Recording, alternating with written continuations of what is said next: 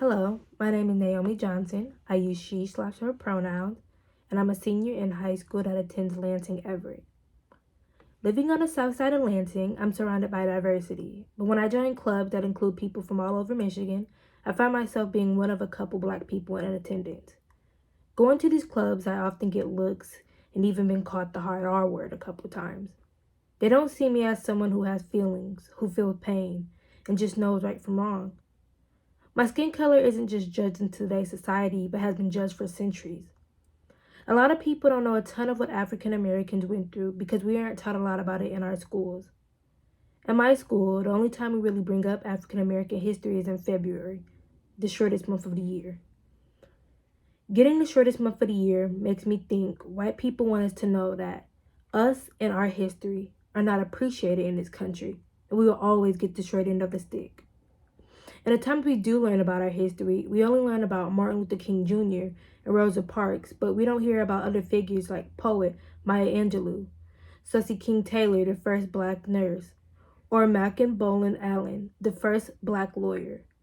These are black representation that teaches students that dreams come true and you could have any career because these are the people who made it possible. If you're teaching in a school of majority black students only about white representation, then students are bound to think it's not possible to be in phenomenal positions or jobs in life because of our color. That's why being taught about people who represent us help us not to dream too small and believe that we can be anything we want to be. Knowing our history connects us to our people and keep their sacrifices unforgotten.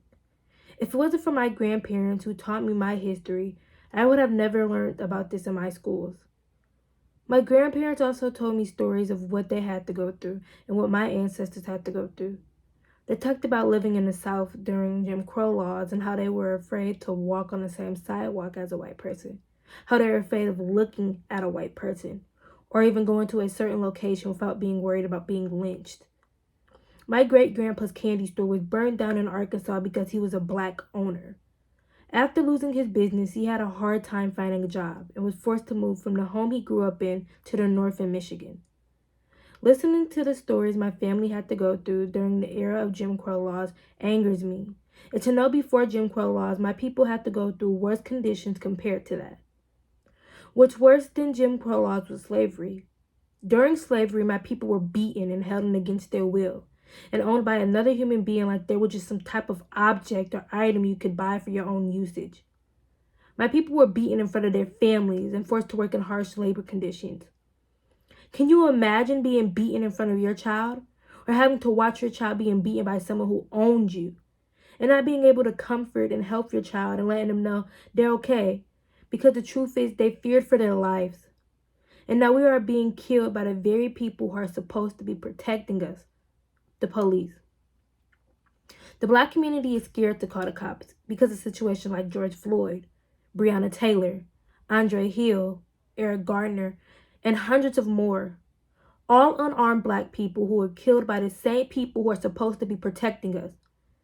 Those cops who murdered these innocent black people get a slap on the wrist and get little to no jail time. After these things have been going on for years and years of being abused, being murdered, and being treated like animals, can anyone really get mad at us for being angry and carrying sadness for how our people are treated? This anger has been passed down from generations to generations because of how we've been treated. And with that anger, we need resources on how to deal with this. This is why I believe we should have free resources such as therapists in black communities from black therapists that get our struggle and our perspectives so we can overcome these emotions and how to deal with them. I am black, but I am not afraid to say that. And I am proud to be black. And I can say that with dignity. Black to me defines strong, powerful, and beautiful. Because with everything we had to fight through, every obstacle, every blood, sweat, and tears, we're still here and we are still fighting and we will never give up.